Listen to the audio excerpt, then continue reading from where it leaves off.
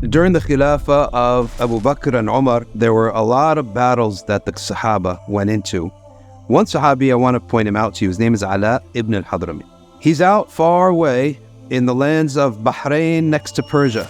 And there he's leading a group of Muslims who are traveling through the desert to face their enemy, when the camels, for some reason, got nervous and all scattered, leaving the soldiers in a patch of desert with no food, no water, and no transportation. This used to happen to Arabs all the time, and they would sit and just dig their graves and wait to die.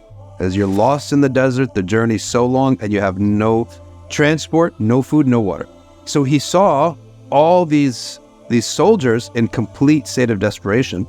He gathered them all, and he said, call the adhan. And it was Salat al-Fajr. They prayed Fajr. He stood up after Salah, and he gave a rousing speech. He said, "O people, have you traveled out and left your families?" They said, "Yes." "Have you gone out for the sake of Allah and nobody else?" They said, "Yes." "Are you going to face the enemy and lose your lives?" They said, "Yes." He said, "Have you just prayed Salat al-Fajr in Jama'ah for the sake of Allah and nobody else?" They said, "Yes." He said, "Do you think someone will do all of these things and then Allah will abandon them?" They said, "No."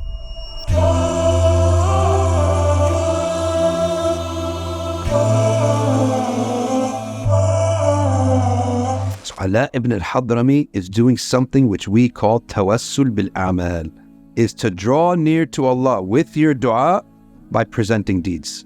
This is one of the best ways to get your dua answered, which is to present your good deeds to Allah, not boasting and taking credit for it, but you did do it, you intended it, and you did it only for the sake of Allah, and now you're looking to cash out.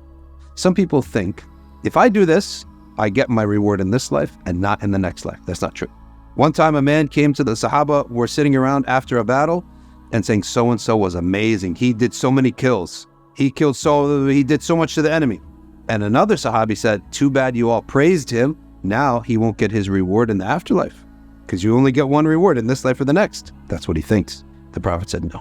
He will get his reward in this life by you praising him and loving him, and he will get his reward in the akhirah. Because if you did something for Allah, you can get both. If you did it for the dunya, you only get the dunya. So tawassul is saying, oh Allah, I did this for your sake, so grant me this. So they started making dua, and Ala ibn al-Hadrami made such an intense dua, and the people were watching him all the way until the sun came up. When the sun came up and they could start to see each other clearly, they listened and they said, quiet, listen up. They heard bubbling coming out of the ground. Lo and behold, a spring had erupted out of the ground. They all drank from it. They dug it up. The water gushed forth. They drank from it. They washed themselves. And the camels came throughout the day, one at a time from all different directions to drink that water. And they got their stuff. And they said, by Allah, not one thing was missing. Not one package fell. Not one camel went astray. Everything that we needed was there. We have another story from this time of the Bani Israel, the children of Israel, where 3 youth were stuck in a cave. And in this story, one of them asked Allah subhanahu wa ta'ala to move the rock that made them stuck in the cave by a good deed he did, which was, he was very good to his parents. He said, oh Allah, my parents were old and I had taken an oath never to feed my kids before my parents. Except one day I was late with the herd of sheep, came back, my parents had fallen asleep, and I had an oath. So I sat guard over the milk, even though my kids were crying. And I waited for my parents to wake up, gave them milk, then I gave my kids milk. Oh Allah, if I did this for your sake, then move the rock. So a rock moved 1/3 of the way.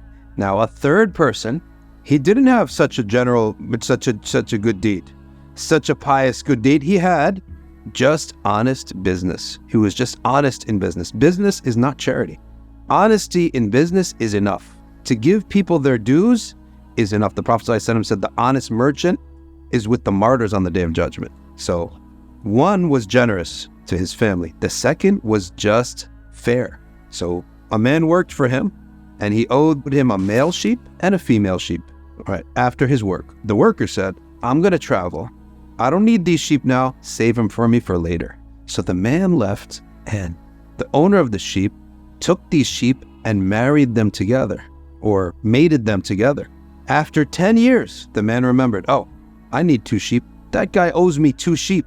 So he went and he said, remember me, I worked for you that one day. You owe me a male sheep and a female sheep. He said, that old valley over there, he looked, he found it filled with sheep. He said, all that's yours. He said, how? You only owe me 2. He said, yes, but I mated them. Therefore, anything that comes out of that product is yours too. So that is fairness and justice in business, okay?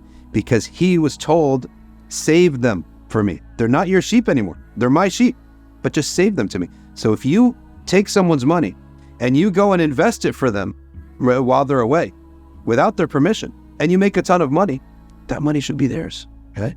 And in fiqh, of course, there are discussions about that. They may say you did haram, but the money's yours, so check your fiqh for that.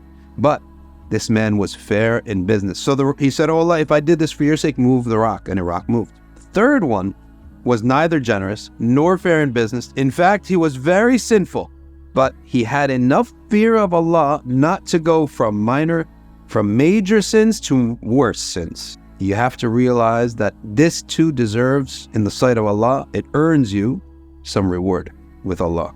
This man, he loved a woman. That woman was a cousin of his. And in his eyes, she was the most beautiful person in the world. He wanted to marry her so badly, but she rejected him. She didn't want to marry him. Time passed. She fell on hard times. She needed money. He was rich. She came to him and she said, I need money. I'm in a big debt. He said, well, you need me now. You know what I want. She capitulated. She came into his house. He closed the door and she sat down on the bed. He pushed her down onto her back, began doing what he was planning to do until she spoke. She said, fear Allah and don't break the seal. She was a virgin. So he's already done all the sins, but he feared Allah and he got off her. So here, you don't even have someone pious. You have someone who's a sinner, but he fears Allah enough not to make his sin really bad and hurt somebody else really. He already hurt her. He already disgraced her, but he didn't go too far in it. And just as a result of that, Allah moved the rock even more. He said, oh Allah, I got up off of this woman whom I wanted so badly. And you know, when a person's desire take over, it's extremely hard to make a sound decision. And the rock moved. If I did this for your sake, move the rock. This is all called tawassul bil-amal. And why did the Prophet choose this story? Because each one has a different level of piety. Not everyone's going to be like that, such a pious son. Not everyone's going to be in the opportunity to be a fair businessman. But most of us will be of the opportunity that I'm going to go commit 100% of the sin. I stopped at 50. I stopped at 60. At least I didn't make it worse. This is all called tawassul bil-amal, and we should utilize this in our dua so that it can be more likely to be answered. If you liked the video that you just watched, subscribe to our YouTube channel, click the bell for notifications, and if you really liked what you just saw, support us at patreon.com/Safina Society.